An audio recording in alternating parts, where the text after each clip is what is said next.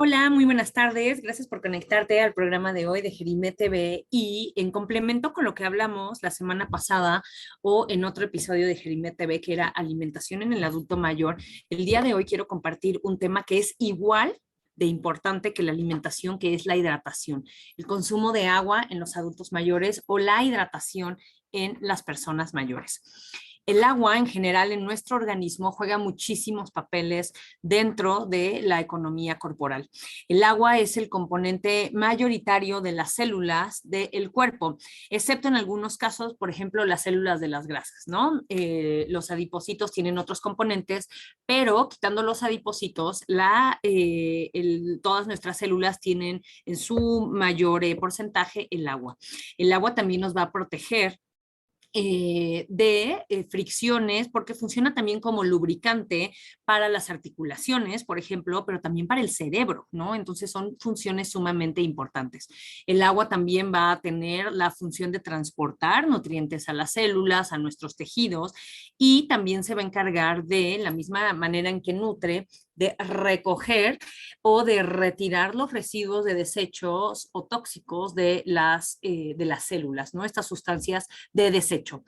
El agua también nos ayuda a regular la temperatura corporal mediante la redistribución del calor desde tejidos activos hasta la piel y mediante el enfriamiento del cuerpo a través del sudor, ¿no? Entonces, por eso, cuando estamos corriendo y necesitamos perder calor porque el cuerpo se empieza a tener mucho calor corporal interno, sudamos, ¿no? Porque es una manera de sacar el calor, o cuando tenemos fiebre o temperaturas elevadas, la sudoración hace que ayude de alguna manera a disminuir la temperatura interna. Entonces el agua pues es obviamente bien sabido que tiene muchísimas funciones.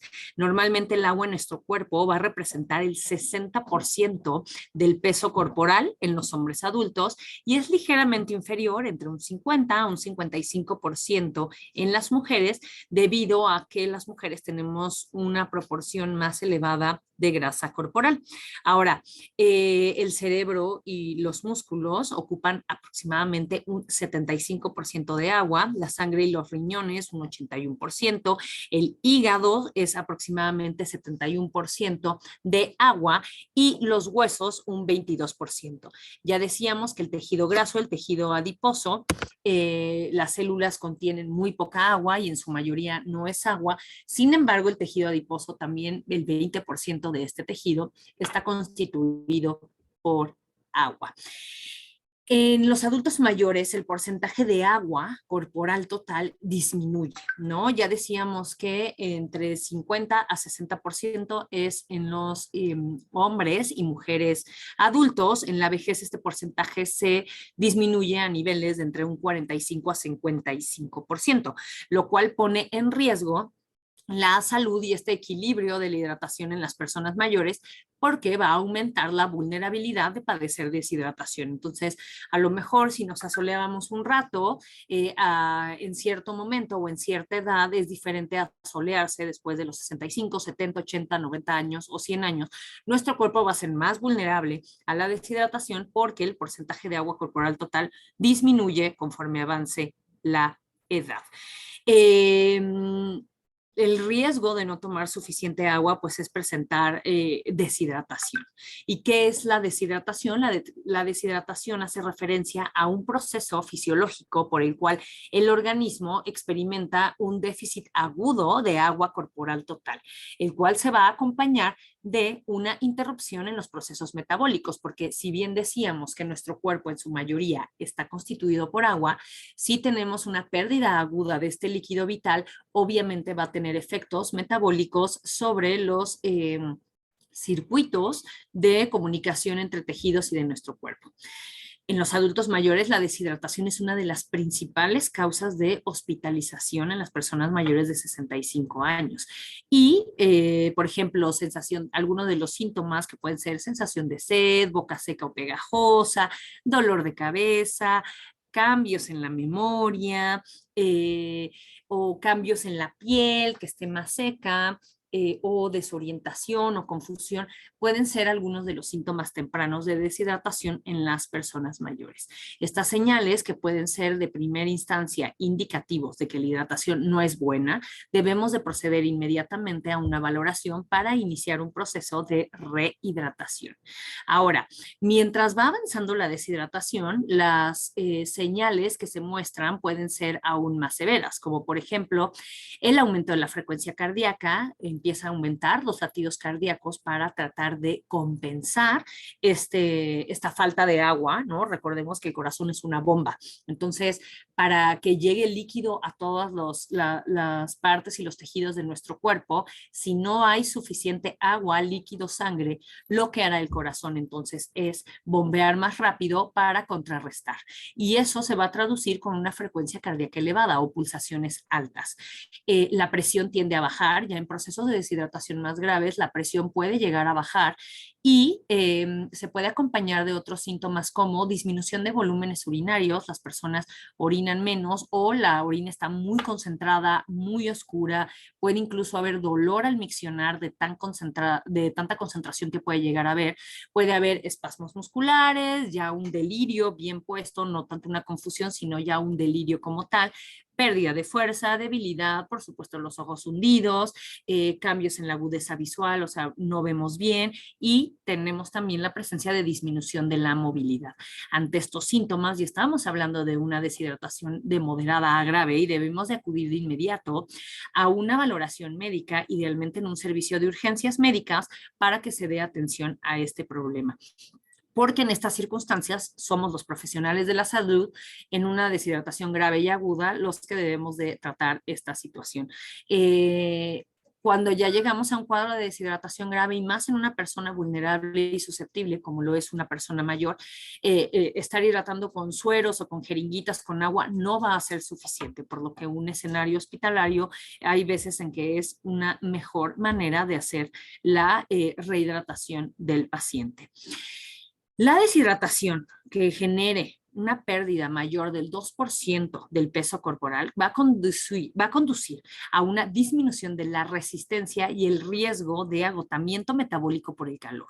No existe un riesgo de muerte hasta que la deshidratación no alcanza una pérdida entre el 15 y 20 y 25% del agua corporal total, aunque este porcentaje puede variar conforme avanza la edad y el estado físico de los pacientes. Ya decíamos que conforme avanza la edad, el agua corporal total es menor, pero si además tenemos situaciones que comprometen la hidratación, como por ejemplo falla cardíaca o una falla renal, insuficiencia renal, donde ya de por sí nuestro cuerpo no requiere tanto líquido y estamos con restricción de líquido, obviamente esta línea metabólica de susceptibilidad y vulnerabilidad para la deshidratación será más delgada y tendremos más riesgo de tener algún cambio metabólico. Hay que estar especialmente atentos, ya decíamos, en las personas mayores que al tener en ocasiones los mecanismos de ser deteriorados, no sienten la necesidad de hidratarse con tanta frecuencia y pueden llegar a tener un grado de deshidratación más grave y más importante, teniendo que beber líquidos aún sin tener sed. Yo siempre les digo que el tener sed ya es el primer dato de la deshidratación, ¿no? Entonces, no debemos de esperar a sentir sed o tener la boca seca para tomar líquidos. En las personas mayores el agua se convierte en una verdadera necesidad a la que hay que prestar especial atención. La falta de líquidos puede ser causa de otras situaciones que vamos a platicar, como estreñimiento, que es muy común en las personas mayores. Y en muchas ocasiones es necesario prescribir su consumo. O sea, yo en las recetas les pongo cuántos vasos de agua tienen que tomar como parte, como si fuera una indicación farmacológica. Igual pongo el consumo de agua como si de un medicamento, si se tratara de un medicamento, porque de esa magnitud y de esa importancia debemos de tomar en cuenta el consumo de agua. ¿Cuáles son los factores de riesgo o qué personas van a tener más riesgo de tener cuadros de deshidratación? Pues bueno, aquellas personas que tengan alguna situación en la que no puedan consumir los líquidos de manera normal, como ya decíamos, las personas que viven con falla renal o con falla cardíaca o con falla hepática que tienen límite en el consumo de agua, obviamente estas personas tendrán más posibilidad de tener algún grado o más riesgo de sufrir un estado de deshidratación ante cualquier estímulo que genere un cambio en el cuerpo, ¿no? O sea, una infección que venga, una elevación de la presión arterial, o sea, cualquier cosa puede mover esa línea delgada de la hidratación y la deshidratación de una manera fácil y caer en episodios de deshidratación. Conforme avanza la edad y tenemos más fragilidad, las personas, los adultos mayores frágiles tendrán más riesgo de presentar deshidratación. Y generalmente estas personas mayores frágiles son aquellas que tienen muy poca o nula movilidad, están encamados o ensillados, sin movimiento, comen poco y por lo tanto beben poco. Entonces estas personas tendrán también mayor riesgo de padecer una deshidratación aguda grave. Otro escenario es la dificultad para la movilidad y que dependamos de otras personas para o sea, las actividades básicas de la vida diaria, que incluye alimentarse y beber, ¿no? Entonces, hay veces en que las personas mayores requieren de otras personas que estén a cargo de sus cuidados básicos o primarios, y si el cuidador tiene otras tareas, pues tenemos el riesgo también de caer en una deshidratación de una manera más rápida. Y la otra es personas que por alguna situación no pueden alimentarse o hidratarse de una manera adecuada, como cuando hay problemas de esófago, de estómago, cuando existen neoplasias, tumores a nivel gastrointestinal que hacen que la persona no pueda deglutir de una buena manera, incluidos los líquidos, pues estas personas tendrán más posibilidad de deshidratarse. Existen algunos medicamentos que condicionan estos cambios, especialmente los diuréticos, que son medicamentos que utilizamos más comúnmente en problemas cardíacos, en hipertensión, en falla cardíaca, algunas veces en insuficiencia renal, y que estos medicamentos, su función es retirar líquidos del cuerpo, pues esto va a generar que tengamos más riesgo de perder líquidos de más, nuevamente cruzar esa línea delgada entre la hidratación y deshidratación con mayor facilidad, y que tengamos más riesgo de tener una deshidratación grave. ¿Cuáles son los síntomas de la deshidratación? Ya hemos platicado que la falta de agua obviamente va a afectar en el funcionamiento de nuestro cuerpo, y los primeros síntomas pues es sequedad de boca, después se secan las mucosas y la piel. Las mucosas es esta parte interna, por ejemplo, de nuestra boca, de nuestra nariz, inclusive el recto, el ano, la vagina.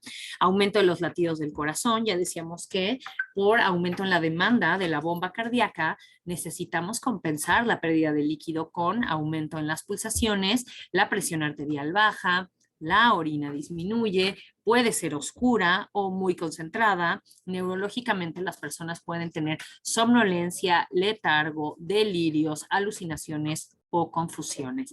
Puede haber también la presencia de síncopes, los cuales consisten en una pérdida momentánea del estado de alerta acompañado de una paralización repentina de los movimientos de respiración y del corazón. ¿Cuáles son los consejos que te doy para tener una buena hidratación en las personas mayores? Pues como lo hemos mencionado anteriormente, al envejecer el volumen de agua disminuye, ¿no? Entonces, tenemos que beber agua día a día. La recomendación siempre son de 4 a 6 vasos de agua al día, si es que no tienes algún límite por alguna situación de padecimiento, ya decíamos como falla cardíaca, falla hepática o falla renal. Las necesidades básicas de las personas mayores se calculan entre 2.5 a 2.75 litros de agua al día. Esto es de 6 a 10 vasos de agua al día. Y esto va en función también al peso corporal total. Para cumplir esto, se recomienda ingerir en la mayor medida posible agua pura, o sea, agua sola. Aunque también en algunas circunstancias podemos permitir que sea agua de sabor, aguas de frutas, algunos jugos naturales o alguna especie de caldos.